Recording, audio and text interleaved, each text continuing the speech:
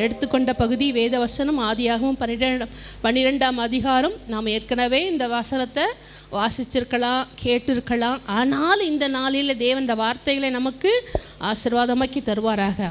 ஆதியாகமம் 12ஆம் அதிகாரத்தில் ஆபிரகாமை குறித்த 3 காரியங்கள் நாம் வேதத்திலிருந்து வாசித்து அதை தியானிப்போம். இந்த வார்த்தைகள் நிச்சயமாக ஆசீர்வாதமாக இருக்கும். ஆதியாகமம் 12ஆம் அதிகாரம் 1ஆம் வசனம் வாசிப்போம். ஆபிரகாமை நோக்கி, நீ உன் தேசத்தையும் உன் இனத்தையும் உன் தகப்பனுடைய வீட்டையும் விட்டு புறப்பட்டு நான் உனக்கு காண்பிக்கும் தேசத்துக்கு போ. நான் உன்னை பெரிய ஜாதியாக்கி உன்னை ஆசீர்வதித்து உன் பெயரை பெருமைப்படுத்துவேன், நீ ஆசீர்வாதமாய் இருப்பாய். ஹல்லேலூயா. போதும். ஆண்டவர் சொல்றாரு, உன் தேசத்தையும் உன் இனத்தையும் உன் தகப்பன் வீட்டையும் விட்டு என்ன செய்? புறப்பட்டு போ. எங்க போ? நான் உனக்கு காண்பிக்கிற தேசத்துக்கு போ. மனுஷன் தெரிந்து கொண்ட, ஆபிரகாம் தெரிந்து கொண்ட இடமல்ல, ஆபிரகாம் செலக்ட் பண்ண இடமல்ல, தேவன் தெரிந்து கொண்ட. ஆமாம், முதலாவது விடுறதுக்கு மனசு வேணும். தேவன் சொல்கிற காரியத்தை ஆபிரகாம் வாழ்க்கையில் ஒரு கீழ்ப்படுதலை அங்கே பார்க்கும்போது, ஆபிரகாம் என்னுடைய வார்த்தை எல்லாவற்றுக்கும் என்ன செஞ்சானா? கீழ்ப்படிந்தான். ஆண்டவர் சொல்கிறார், எல்லா வார்த்தைக்கும் கீழ்ப்படிந்தான். அப்போது கர்த்தருடைய வார்த்தையை கீழ்ப்படுகிறதுக்கு ஆபிரகாம் செய்த காரியம்னா முதலாவது பாருங்கள், கீழ்ப்படியணுன்னா முதலாவது அன்பு வைக்கணும். ஒருத்தர் மேலே எந்த அளவுக்கு அன்பு இருக்குதோ, மனைவியாக இருக்கட்டும், கணவராக இருக்கட்டும், பிள்ளைகளாக இருக்கட்டும், குடும்பத்தில் ஒருத்தருக்கு கீழ்ப்படியணுன்னா முதலாவது என்ன வேணும்? அன்பு இருந்தால் தான் கீழ்ப்படுதல் வரும். அன்பு இல்லைன்னா கீழ்ப்படுதலை வராது. ஹல்லேலூயா. அன்பு வேணும். கிறிஸ்து நம்மேல் அன்பு வைத்ததுனாலே நீயும் என்ன இடத்துல என்ன செய்? அன்பு கூறு. நாம் பாவிகளாக இருக்கும்போது, ரோமர் 5ஆம் அதிகாரத்தை சொன்னால், பாவிகளாக இருக்கும்போதே கிறிஸ்து என்ன செஞ்சிட்டாரா? நம்மள அன்பு வச்சுட்டார். என்ன அன்பு? ஏசு ரத்தத்தினால கழுவி பிள்ளையாக மாற்றி நம்மளை போன் விட்டுட்டாரா? இல்லை, அவரை போலவே மாற்ற நம்ம நேசிறாரு. ஹல்லேலூயா. அதை நீங்கள் யோசிக்க முடியுதா? அவரை போலவே நம்ம மாற்றி. ஒரு ராஜா ரோட்டில் கடந்த ஒரு பிள்ளைய, அது பிளாட்ஃபாரத்தில் பிச்சை எடுத்துகிட்டு இருந்தது. அடிக்கடி சொல்லுவார், ஒரு கதை சொல்லுவார். ஒரு ராஜா என்ன செஞ்சாராம், அவர் வெளியில் போனாராம். போகும்போது ஒரு குருவிக்கார அம்மா அழகாக இருந்துச்சான். இந்த ராஜா அந்த அம்மா மேலே பிரியப்பட்டு என்ன செஞ்சாராம், கூட்டிகிட்டு வந்து அரண்மனையில் அதுக்கு நல்ல ட்ரெஸ் அலங்காரம்லாம் பண்ணி, ராணியாக இருக்கிறதுக்காக திருமணம்லாம் பண்ணி உட்கார வச்சு ஆகாரம் கொடுத்தா, அந்த அம்மா என்ன செய்த? தட்டில் இருக்குது, அதை என்ன செய்யலை?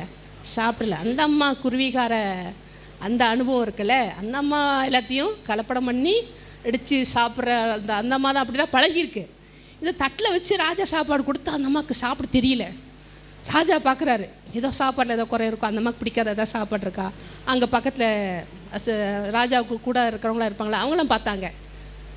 ராஜா இருங்க, அந்த அம்மாவுக்கு நான் ஒரு வழி பண்ணுறேன்னு சொல்லி ஒரு பாத்திரம் எடுத்துகிட்டு வந்தாங்க. அந்த எல்லாத்தையும் என்ன செஞ்சாங்க? எல்லாத்தையும் சாப்பாடையும் ஒன்றா கலக்கி கையில் கொடுத்தா அந்த அம்மா அடித்து பூசி. அதாவது ராணியாக ராஜா செலக்ட் பண்ணாலும் அந்த பழைய குணம் போகலை. அதனால தான் தேவன் அவருக்கு மணவாட்டியாக நம்மளை என்ன செஞ்சார்? பாவியும் அற்பமும் நீசனுமாக இருந்த நம்மளை இயேசு ரத்தத்தினால கழுவி என்ன செய்கிறாரு? அவருடைய மணவாட்டியாக தெரிந்து கொள்கிறாரே. அதுக்காகாவது ஆண்டவரே, உங்களுடைய பக்கத்தில் நிற்கிறது கூட எனக்கு அருகதை இல்லாண்டவரே, ஆனால் உங்களுடைய மணவாட்டியாக என்ன செஞ்சிட்டிங்கன்னு தெரிந்து கொண்டு இருக்கீங்க. அதற்காவது நம்முடைய புத்தி என்ன செய்வோம்? கொஞ்சம் மாற்றிப்போம். நம்முடைய பழைய குணங்களெல்லாம் மாற்றிப்போம். ஆண்டவரே, என்னையும் ஒரு மனுஷியாக பார்க்குறீங்க ஆண்டவரே, ஸ்தோத்திரமப்பா. ஹல்லேலூயா. இந்த ஆபிரகாம் வாழ்க்கையை பார்க்கும்போது தேவனுக்கும் அவனுக்கும் ஒரு சம்பந்தம் இல்லாத ஒரு வாழ்க்கை தான். ஆனால் தேவன் அழைக்கிறார், வாப்பா, நான் உன்னை என்ன செய்வேன்? பெரிய ஜாதியாக்குவேன், உன்னை ஆசீர்வதிப்பேன், உன் சந்ததியை ஆசீர்வதிப்பேன், எல்லாம் சொல்லி ஆஸ்வதிக்கிறார். இப்போ நான் மட்டும் உங்களை என்ன செய்கிறேன்? ஒரு இடத்துக்கு கூப்பிட்றேன், ஒரு 4 நாள் டூர் எங்கே போகிறோம் அப்படின்னு சொல்லி உங்களை கூப்பிட்றேன். வாங்க சிஸ்டர், வாங்க பிரதர், போகலாம், நம்ம ஜபத்துக்கு போகலான்னு சொல்கிறேன். அப்போது நீங்கள் என்ன முதல் கேள்வி என்ன கேட்பீங்க? எங்கே போகிறோம்? அங்கே என்ன இருக்கோ? என்ன சாப்பாடு கிடைக்குமா? இப்படி ஒரு 4 கேள்வியாவது நம்ம முன்னாடி வைப்போம் இல்லை? என்னை நிச்சயமாக என்னை கேட்பீங்க. ஆனால் ஆபிரகாம் எந்த கேள்வி, எங்கே போகிறோம், என்ன செய்ய போகிறோம், அங்கே போகிற வழியில் பாதுகாப்பு இருக்கா, போகிற இடத்துல ஆகாரம் இருக்கா, தண்ணி இருக்கா, எந்த கேள்வியும் கிடையாது. அதான் கீழ்ப்படுதல். ஹல்லேலூயா.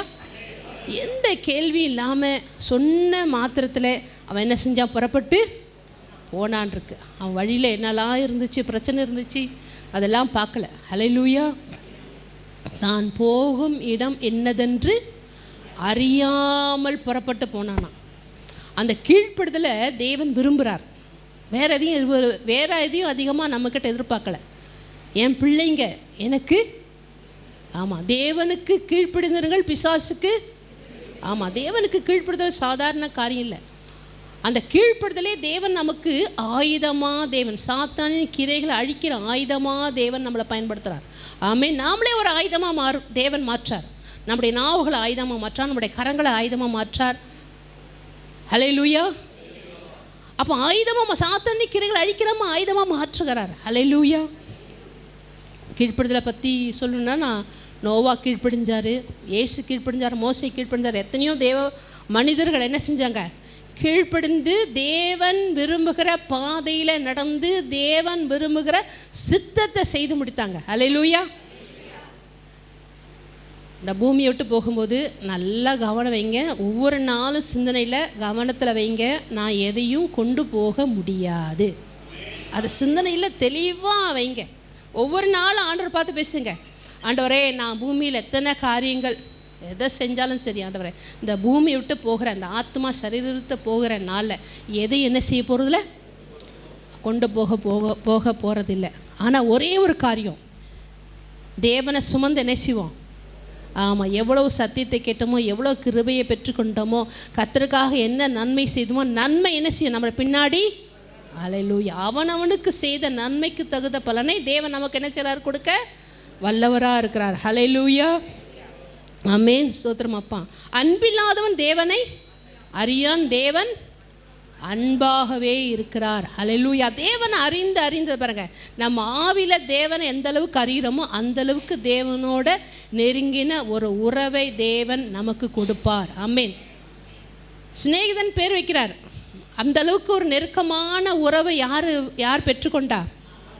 ஆபிரகாம்லேருந்து மோசேலேருந்து எல்லாருமே. ஹல்லேலூயா. அப்போ தேவனோடு நெருங்கி பழகிற ஒரு அனுபவத்தை இந்த பூமியில் தேவன் நமக்கு கொடுக்க விரும்புகிறார்.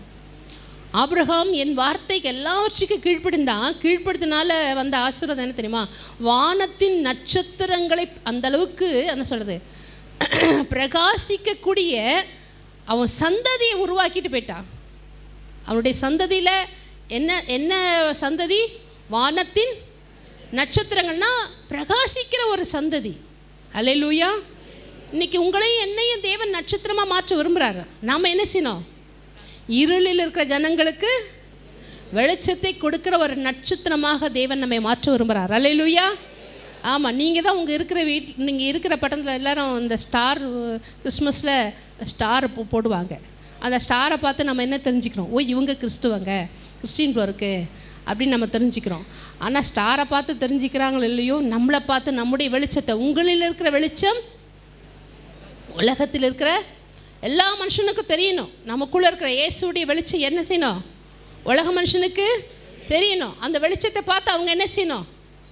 ஆசைப்படணும். ஆண்டவரே, நானும் வரேன், உங்கள் சபைக்கு நானும் வரேன். ஹல்லேலூயா. ஆபிரகாம் வாழ்க்கையில் அவன் எல்லா வார்த்தைக்கு என்ன செஞ்சானா? கீழ்ப்படுதினால அதில் போட்டிருப்பாருக்கு 13வது அதிகாரத்தில் 2ஆம் வசனம் வாசிங்க. ஆபிரகாம் மிருக ஜீவன்களும் வெள்ளியும் பொன்னுமான ஆஸ்திகளை உடையவன் சீமானாயிருந்தான். அப்போ தேவன் என்ன செய்றார்? அவருடைய ஆசீர்வாதத்தை பூமி தாங்கக்கூடாதது. அவருடைய தேவன் என்ன செஞ்சார்? ஆபிரகாமே வெறும் கூப்பிட்டு வாப்பா, இந்த இடத்துக்கு வாப்பான்னு சொல்கிறது மட்டும் இல்லை, அவனை ஆசீர்வதிக்க என்ன செஞ்சார்? தேவன் சித்தமாக இருந்தார். சொல்லிட்டு அவனை ஆவிக்குரிய ஆசீர்வாதம் மட்டும் இல்லை, பூமிக்குரிய ஆசீர்வாதத்தையும் ஆண்டவர் அவனுக்கு அளவில்லாமல் கொடுத்தான். தேவன் தெரிந்து கொண்ட இடத்தை தான் தெரிந்து கொண்டான். ஹல்லேலூயா. ஆதியாகமம் 13:12 வாசிங்களேன். ஆபிரகாம் கானான் தேசத்தில் குடியிருந்தான். லோத்து அந்த யோர்தானுக்கு அருகான சமபூமியில் உள்ள பட்டணங்களில் வாசம் பண்ணி சோதோமுக்கு போதும். ஆபிரகாம் கானான் தேசத்திலே தேவன் சொன்ன இடத்துல, வாக்கு பண்ணின இடத்துல தான் அங்கே இருக்கிறான். தேவன் எங்கே இருக்க சொன்னாரோ, அல்லேலூயா, ஆமே, ஸ்தோத்திரம்ப்பா. தான் இஷ்டப்படி தான் வழியில் தான் பார்க்குற பார்வையில் தனக்கு விருப்பமான இடத்தெல்லாம் தெரிந்து கொள்ள, தேவன் எதை தெரிந்து கொண்டாரோ அதை தானும் தெரிந்து கொண்டான். அல்லேலூயா. அப்போ தேவனுடைய விருப்பத்தை தான் விருப்பமாக என்ன செஞ்சார்? மாற்றிக்கிட்டார். அல்லேலூயா.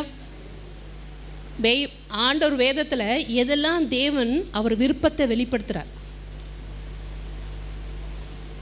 நான் பரிசுத்தர் ஆகியால் நீங்களும்,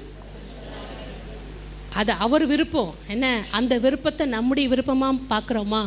ஆண்டவரே, நீர் பரிசுத்தராக இருக்கிறது போல் நானும் எப்படி இருக்கணும்? இந்த பூமியில் எப்படிப்பட்ட வாழ்க்கை? ஒரு பரிசுத்தமான வாழ்க்கை. ஹல்லேலூயா. அதாவது இந்த காரியங்களை நம்ம படிக்கிறோம், ஆனால் நம்ம வாழ்க்கையில் அபியாசிக்கிறதுக்கு ஒரு ஆசையாவது படணும். பாருங்க, பூமியில் நம்ம எதை தீர்மானிக்கிறனோ அதை மாத்திரம்தான் தேவன் நம்ம வாழ்க்கையில் அனுமதிப்பார். மற்ற எதையும் தேவன் அனுமதிக்க மாட்டார். உங்கள் மைண்டில் நல்லா செட் பண்ணுங்கள். எதை தீர்மானிக்கிறீங்க? ஒவ்வொரு நாளும் உங்களுடைய தீர்மானம் எதை வச்சுருக்கு? உங்களை வைத்து இருக்கா, இல்லை உங்களை கூட இருக்கிறாங்களே மனுஷனை வச்சுருக்கா, இல்லை தேவனை வச்சுருக்கா? எதை வச்சு தீர்மானம் எடுக்கிறோம்? ஒவ்வொரு நாளும் தீர்மானம் எடுத்து தான் வாடுறோம். இந்த நாள் இப்படி இருக்கணும், இது போகணும், வரணும், வேலைக்கு போகணும், சாப்பிடணும், இதெல்லாம் தீர்மானம் எடுத்து தான் நம்ம செய்கிறோம். தீர்மானம் எடுக்காமல் எதையும் நம்ம செய்யலை. அல்லேலூயா. அப்போ தேவனுடைய விருப்பத்தில் எதை தீர்மானம் நம்ம எடுக்கிறோம்? ஒவ்வொரு நாளும் ஆண்டவரே, இன்றைக்கு நான் உங்களுடைய சத்தத்தை கேட்கணும், இன்றைக்கு நான் வேத வாசிக்கும் போது உங்களுடைய வார்த்தை என்னோட பேசுங்க. தீர்மானத்தோடு வாசிங்க, ஆண்டவர் உங்களோட பேசுவார். ஆமென். அல்லேலூயா. இன்றைக்கு ஆண்டவரே உங்கள் சமூகத்தில் உம்மோடு நான் முகமுகமாக மோசையை பேசுனது போல் நான் பேசணும் ஆண்டவர். ஒரு தீர்மானத்துக்கு பல பிரச்சனை வரும், தடை வரும், அதெல்லாம் கர்த்தர் பார்த்துப்பார், உதவி செய்வார். ரெண்டாவது, அவன் வாழ்க்கையில், ஆபிரகாம் வாழ்க்கையில் இருந்த விசுவாசத்தை, ஆமென், ஸ்தோத்திரம். விசுவாசத்தில் எப்படி இருந்தானா? வல்லவனான, விசுவாசத்தின் தகப்பன் என்று. ஆமாம், விசுவாசத்தின் தகப்பன் பேர் வல்லவன் வர்றதுக்கு முன்னாடி அவன் வாழ்க்கையில் கொஞ்சம் சில காரியத்தை, அந்த விசுவாசத்துக்கு எதிரியாக இருக்கிற சில காரியம், அதாவது மாம்சத்தின் கிரையில் கொஞ்சம் சாகடிச்சார். அல்லேலூயா. ஆமாம். ஓ, நம்பிக்கை ஏன் மேல் இல்லையே. பார்க்கும்போது பலிபீடம் கட்டுற மாதிரி தான் இருக்குது, கூடாரத்தில் இருக்கிற மாதிரி தான் இருக்குது. ஆனால் விசுவாசம் எங்கே இருக்குது?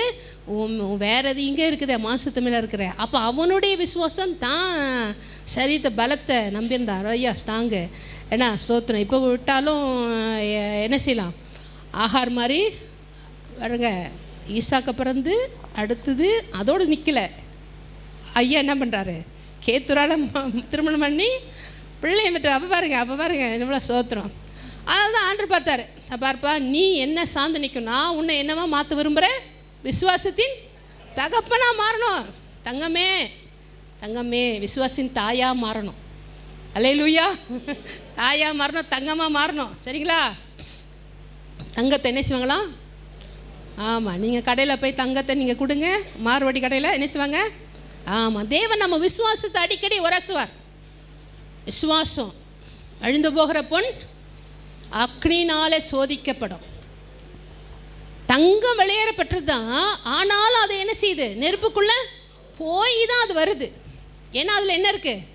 கலப்படம் இருக்கிறதுனால தான் அது அக்னிக்குள்ளே அனுப்புகிறாரு. ஹல்லேலூயா. இப்போ நமக்குள்ளே இருக்கிற எல்லாருக்குமே பாருங்கள், இங்கே இருக்கிற எல்லாருக்குமே ஆண்டவர் மேலே விசுவாசம் இருக்கிற மாதிரி தான் தெரியுது. ஆனால் உரசுனா தான் தெரியும் நம்ம விசுவாசம் எந்த அளவுக்கு கலப்படம் இருக்குன்னு. ஹல்லேலூயா.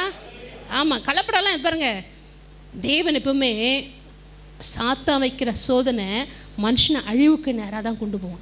ஆனால் தேவன் வைக்கிற சோதனை அக்னி நம்மளை பாதுகாத்து நமக்குள்ள தேவனுக்கு பிரியமில்லாத மாம்சன் கிரைகளை நீக்கி பரிசுத்தமாக்கி நம்மளை உயர்வில் கொண்டு வரதான் அவருடைய சோதனை. ஹல்லேலூயா. அதனால தான் சோதனையில் சோர்ந்து போகாதீங்க. ஒரு பிள்ளைக்கு பரீட்சைனாலே அது பரீட்சை வரும்போதே ஒரு பயம் வந்துடுது என்ன பிள்ளைங்களுக்கு. ஆனால் மிஸ் என்ன செய்கிறாங்க? அடுத்த கிளாஸ் ப்ரொமோஷன் உனக்கு நான் வச்சுருக்கேன், 4th போகணும், 6th போகணும், 7th போகணும், 10th போகணும், +2 முடிக்கணும், அப்புறம் காலேஜ் போகணும். அந்த ப்ரொமோஷனை டீச்சர் சர்டிஃபிகேட்டை ரெடி பண்ணிட்டு தான் என்ன பேர் எழுதணும், கிளாஸ் போடணும். அது ஒன்று தான் செய்யணும். எல்லாம் ரெடி பண்ணிட்டாங்க சர்டிஃபிகேட்லாம். ஆனால் இந்த பிள்ளைகளுக்கு அதுக்கு முன்னாடி என்ன இருக்குது? ஒரு பரீட்சை இருக்குது. ஹல்லேலூயா. தேவன் ஒரு உயர்வை வச்சு தான் நமக்கு சோதனையை அனுமதிக்கிறார். ஹல்லேலூயா. யாக்கோபு அவன் சரீர பலத்தை வச்சு போராடினானா. எதை வச்சு போராடினா? ஆமாம், உன்னை நான் என்ன இஸ்ரவேலா, தேவ சந்ததி உருவாக்குற இஸ்ரவேலா மாறணும், தேவ ஜனமாக மாறுறதுனா உன் பலத்தை நம்பி உன் பலத்தில் நிற்கிற, நீ ஜெபத்தில் முழுதும் போராடுற, ஜெபிக்கிற, சந்தோஷம். ஆனால் உன் பலத்தில் நம்பிக்கை சொல்லி அவன் தொடை சந்தை என்ன செஞ்சாரா, நரம்ப அப்படி ஒரு கை வச்சார். அவன் என்ன செஞ்சானா, அவன் நிற்க முடியல. யாரை சார்ந்துக்கிட்டானா? தேவனை இறுதியாக பிடிக்க வச்சான். அதனால தான் சில காரியத்தை நம்மளை ஆண்டவர் ஏசுவார், நம்மளை விட்டு கொஞ்சம் விளக்குவார். நீ தேவனை பிடிக்காம எதையா பிடிச்சிட்ருக்கியே. ஹல்லேலூயா.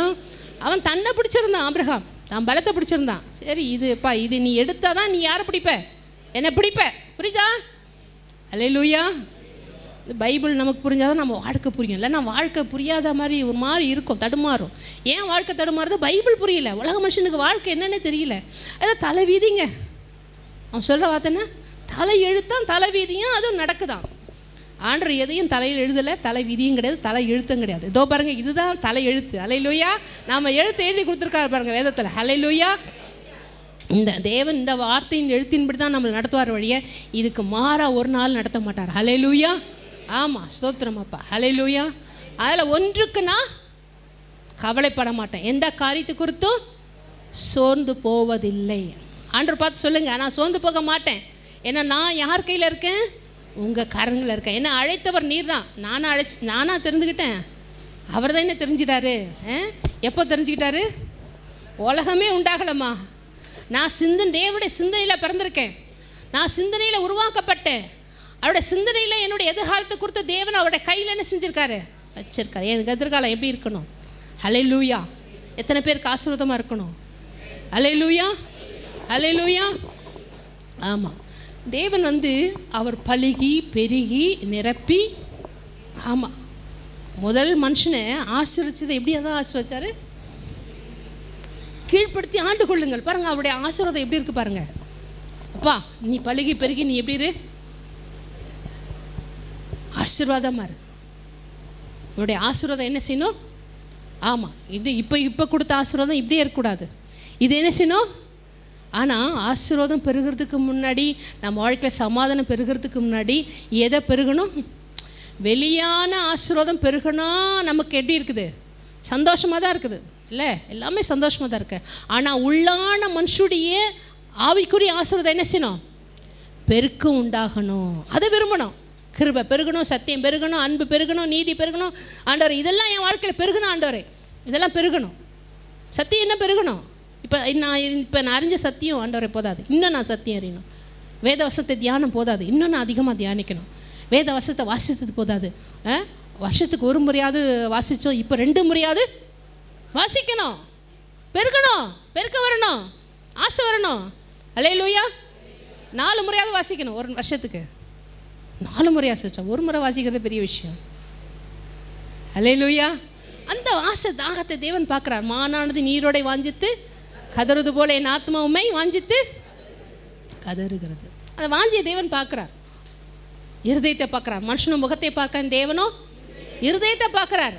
அதுக்குன்னு நேரம் எடுத்து போய் ஹல்லேலூயா. செல்ஃபோனில் எவ்வளோ இப்போல்லாம் பெரிய ஒரு எப்படின்னா பாவம் வீட்டுக்குள்ளேயே இருக்குது, கையிலே இருக்குது அந்த செல்ஃபோன். அது நேரத்தை திருடுது, புரியுங்களா? நான் கவனிக்கிறேன். கொஞ்சம் நேரம் ஒரு 5 நிமிஷம் எப்படி போகுதுன்னு தெரிய மாட்டேங்குது. இப்படி திரும்பினா அந்த 5 நிமிஷம் எங்கே போயிடுது, ஓடிடுது. அதே நம்ம பைபிள் ஒரு அதிகாரம் வாசிக்கிறதுக்கு ஒரு 10 நிமிஷம் ஆகட்டுமே. 10 நிமிஷமா 2 அதிகாரம், இப்போ 1/2 மணி நேரமா, 1/2 மணி நேரமாக அப்படி யோசனை வருது. அதே செல்ஃபோன் எடுங்க, 1/2 மணி நேரம் போகிறது என்ன செய்ய மாட்டேங்குது, சலிக்கவே மாட்டேங்குது, போர் அடிக்க மாட்டேங்குது. அதான் சாத்தான் வச்சுருக்க நமக்கு வரிய சோதனை. ஹல்லேலூயா. அதனால் ஸ்தோத்திரம். பைபிள் வாசிக்கும்போது ஜெபிக்கும்போது செல்ஃபோனை சுவிட்ச் ஆஃப் பண்ணிவிட்டு என்ன செய்வோங்க.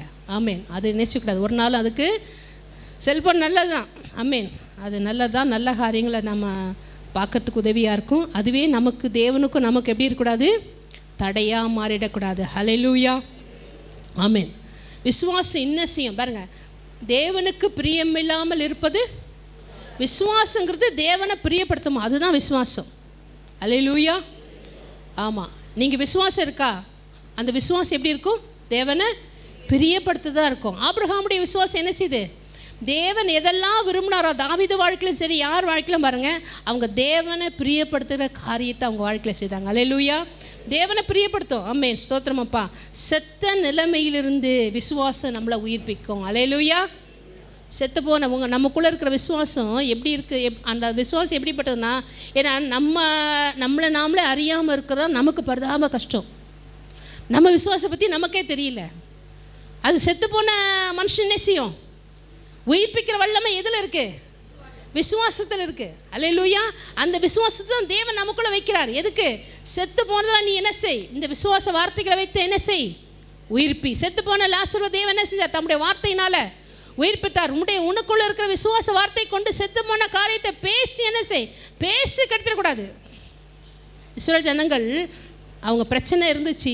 ஆனால் எப்படி அவங்க கானான் தேசத்தை இழந்து போனாங்க? பேசி இழந்து போனாங்க. ஆசீர்வாதத்தை பேசிய அதனால தான் ஆண்டவர் எரிகோ சுற்றி வரும்போது மாயை மூடிட்டு பேசாமல் சுற்றுன்ட்டார். எரிகோ சுற்றி வரும்போது எப்படி இருக்காரு? நீ பேசாதப்பா, தயவு செய்து பேசிடாத. ஏன்னா பேசி தான் எல்லாத்தையும் நீ என்ன செஞ்ச? எல்லாத்தையும் நான் என்னெல்லாம் செய்யணும்னு நினச்சேனோ, ஆசீர்வதிச்சேன்னு நினச்சேனோ, அதெல்லாம் ஒன்றும் செய்ய முடியாமல் போச்சு. இப்போ எரிகோ சுற்றி வரும்போது என்ன செய்யறது? இந்த மதிலை நான் இடிக்கணும். தேவன் தான் செய்யணும், மனுஷன் செய்ய முடியாது. நான் இதை இடிக்க போகிறேன். நீ என்ன செய்? வாயை முடிட்டு 6 நாள் சுற்றி வா. ஆனால் ஒரு வார்த்தை கூட ஒருத்தர் என்ன செய்யக்கூடாது. ஒருத்தரை பார்த்து ஒரு வார்த்தையும், ஏன்பா நம்மளாக இருந்தால் சொல்லிவிடுவோம், என்னப்பா இது விழுன்னு நினைக்கிற, சுற்றி வரிய, உனக்கு கால் வலிக்கிறா? வலிக்குது. ஆனால் கால் வலித்தாலும் இது விழுன்னு நினைக்கிற, அவன் எதையாவது பேசிடுவான்னு சொல்லி தான் அவர் என்ன செஞ்சார்? நீ எதுவும் பேசாத. அல்லேலூயா. பிரச்சனைகளில் நாம் பேசுகிற வார்த்தை ரொம்ப முக்கியம். எதை இருதயத்தில் நிரப்புகிறோமோ அதுதான் நம்ம பேசுவோம். அதனால தான் ஒவ்வொரு நாள் ஏன் தியானிக்க சொல்கிறாரு? அந்த பிரச்சனையில் என்ன வரும்? உன் இருதயத்தில் தியானிச்சு பார். அந்த தியானிக்கிறது தான் என்ன வரும்? வார்த்தையா? அதனால தான் ஒவ்வொரு நாளும் வார்த்தையை தியானிக்கிறது ரொம்ப ஏன் முக்கியம்? ஏன் ஒவ்வொரு நாள் தியானிக்க சொல்கிறாரு? உன் பிரச்சனையில் எதை தியானிக்கிறியோ நீ அதுதாம்மா பேசுவேன். கவலையை தியானிச்சுன்னா சில பேர் 1 மணி நேரம் கவலை பேசுவாங்க. நான் யோசிப்பேன், 1 மணி நேரம் கவலை பேசுகிறாங்கன்னா இவங்க எந்த அளவுக்கு அதை நினைச்சுவாங்க, யோசிச்சிருக்காங்க. நான் கடைசியாக சொல்லுவேன், ஏம்மா 1 மணி நேரம் கவலையை பேசுகிறீங்களே, நான் ஸ்டாப்பாக பேசுகிறீங்களே, இது மாதிரி 1 மணி நேரம் கர்த்தருடைய வார்த்தையை பேசுகிறது அந்தளவுக்கு தியானம் பண்ணியிருக்கீங்களா? அல்லேலூயா. அந்தளவுக்கு தியானமாக இருந்தால் தானே பேச முடியும். சாதிக்கிற விசுவாசம் சோதிக்கப்படும், சோதிக்கப்படுகிற விசுவாசம் சாதிக்கப்படும். அல்லேலூயா. ஆமாம், எந்த விசுவாசம் சோதிக்கப்படுதோ அது சாதனை செய்யும். எந்த விசுவாசம் சாதனை செய்தோ அது சோதனைக்குள்ளே போகும். ஆமேன். நீங்கள் விசுவாச பட்டியலில் 11ஆம் அதிகாரத்தில் பார்த்தீங்கன்னா அவங்களுடைய விசுவாசம் என்ன செய்தான்? சோதனைக்குள்ளே போய் தான் அவங்க என்ன செஞ்சுருக்காங்க? சாதனை பண்ணியிருக்காங்க. அல்லேலூயா. நோவா ஒரு பேழையை கட்ட சொல்கிறாருன்னா அவர் கட்ட சொல்லிட்டாரு, அவர் பாட்டு கட்ட சொல்லிட்டார். இவ்வளோ நீளம் அகலம் உயரம் எல்லாத்தையும் கட்ட சொல்லிட்டாரு. அப்பா மழை வருதுப்பா, பெருவெள்ளம் வருதுப்பா, அடிச்சுட்டு போக போகுது, நீயும் பிள்ளைகளும் உன் சந்ததியும் காக்கப்படணும், இதில் நான் படைத்த மிருகங்கள்லாம் காக்கப்படணும், நீ என்ன செய், எனக்காக செய். அவன் பிரசங்கமும் பண்ணுறான், அதே நேரத்தில் பேழையும் கட்டி கொண்டிருந்தான். அப்போது சுற்றி இருக்கிற ஜனங்கள்லாம் என்ன பேசியிருப்பாங்க கொஞ்சம் யோசிங்க. அதெல்லாம் எழுதப்படலை, ஆனால் நம்ம யோசிப்போமே. நம்மளா கூட என்ன செய்வான்? ஒன்று நோவாக இருக்கணும், நோவா அழிஞ்சு போகிற மனுஷன் இல்லை, ஒரு 2 குரூப்பில் ஏதாவது ஒன்று ஆறாக இருக்கணும். நான் இருந்தேன் என்ன செய்வேன்? என்ன நோவா என்ன பைத்தியம் பிடிச்சிச்சா? உனக்கு தான் பைத்தியம் பிடிச்சி உன் பிள்ளைகளுக்கு என்ன செஞ்சுட்டேன்? பைத்தியம் பிடிக்க வச்சுட்டியே. சோத்திரம், நல்லா இருந்த பிள்ளையே இப்படி ஆக்கிட்டியே. சோத்திரம், ஏதோ நம்பி ஆண்டவர் சொன்னார்னு சொல்லி பேழையை கட்டிட்டு உட்காந்துக்கிட்டு ஆணி அடிச்சுட்டு அதுக்கு கீழ்பூசி சோத்திரம் என்னமோ பண்ணிகிட்ருக்கியே நோவா.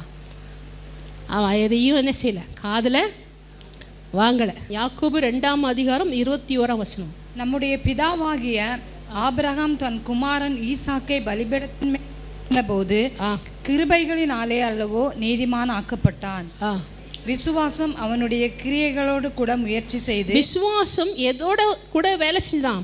கிரியைகளோட முயற்சி செய்து, கிரியையினால விசுவாசம் பூர்ணப்பட்டது என்று காண்கிறாயே. அப்படியே ஆபிரகாம் தேவனை விசுவாசித்தான், அது அவனுக்கு நீதியாக எண்ணப்பட்டது என்கிற வேத வாக்கியம் நிறைவேறிச்சு. அவன் தேவனுடைய சிநேகிதன் எனப்பட்டான். பேர் வாங்கிட்டாங்க பாருங்க. அல்லேலூயா. அவனுடைய கிரியையினாலே முயற்சி செய்து, அவனுடைய விசுவாசம் எப்படின்னா விசுவாசம் எப்பவுமே சும்மா இருக்காதுமா. அது என்ன செய்யணும்? கிரைகளை, ஆமாம், கிரைகளை வெளிப்படுத்தும்.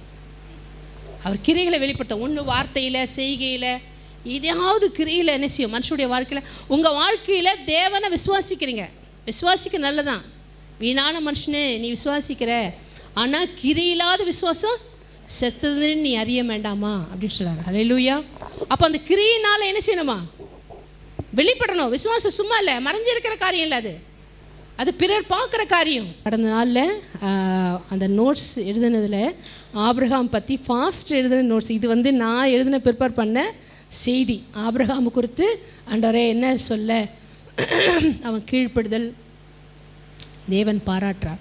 என் வார்த்தைக்கெல்லாம் வச்சு கீழ்ப்படுந்தாங்க. அவன் எனக்கு சிநேகிதனாக இருந்தான்னு பாராட்டுறார். அப்புறம் வேறு அவனுடைய விசுவாசத்தை தகப்பன்னு ஆண்டவர் பாராட்டுறாருனா, பாராட்டக்கூடிய காரியங்கள் ஆபிரகாம் வாழ்க்கையில் இருந்துச்சு. நம்ம வாழ்க்கையில் என்ன காரியங்கள் தேவன் பாராட்டக்கூடிய அளவுக்கு தேவன் நமக்கு உதவி செய்வாராக. நான் ஃபாஸ்ட் எழுதின நோட்ஸில் ஒரு 2 நிமிஷத்தில் நான் பேசி ஜெபத்தை முடிப்போம். ஆபிரகாம் பலிபீடம் கட்டும் வாழ்க்கை வாழ்ந்தான். தேவன் மீது அன்பு வைக்கும் வாழ்க்கை வாழ்ந்தான். தேவனிடம் கர்த்தருக்கு பெறக்கூடிய விசுவாச வாழ்க்கை வாழ்ந்தான். மாம்ச இஸ்மவேலை விளக்கும் வாழ்க்கை வாழ்ந்தான். ஈசாக்கை விட்டு தந்து அதில் உயிர்த்தெழுதல் வல்லமை பெற்றும் வாழ்க்கை வாழ்ந்தான். தேவனுக்கு சிநேகிதனாக வாழும் வாழ்க்கை வாழ்ந்தான். தேவ உறவுக்கு ஆராதனை பலிபீடம் துதி கூடார வாழ்க்கை வாழ்ந்தான். லோத்துக்கு விட்டு கொடுக்கும் வாழ்க்கை வாழ்ந்தான். பஞ்சத்தை வரவேற்கும் வாழ்க்கை வாழ்ந்தான். செய்த தவறை திருத்து கொள்ளும் வாழ்க்கை வாழ்ந்தான். பாடம் மற்றவர்களுக்கு பிறருக்கு பாடம் கற்றுக்கொள்ளும் வாழ்க்கை வாழ்ந்தான். தன் மனைவி ஆண்டவனே என்று கூறும் அளவுக்கு தேவ உறவை பெற்றுக்கொண்டு வாழ்ந்தான். மனைவியை பொறுமையுடன் திருத்தும் வாழ்க்கை வாழ்ந்தான். மனைவியை என்ன செஞ்சாரு? விசுவாசத்தில் தாயா மாற்றிட்டார். பாவ பூமிக்கு பரிந்து பேசும் வாழ்க்கையை வாழ்ந்தான். தன் கால்பட இடத்தை அலைந்து தேசத்தை சுதந்திரிக்கும் வாழ்க்கை வாழ்ந்தான். எதிரியை ஜெயங்கொண்ட வாழ்க்கை வாழ்ந்தான். லோத்தை காப்பாற்றினார்ல, தன் பிள்ளைக்கு கடவுளை போதிக்கும் வாழ்க்கை வாழ்ந்தான்.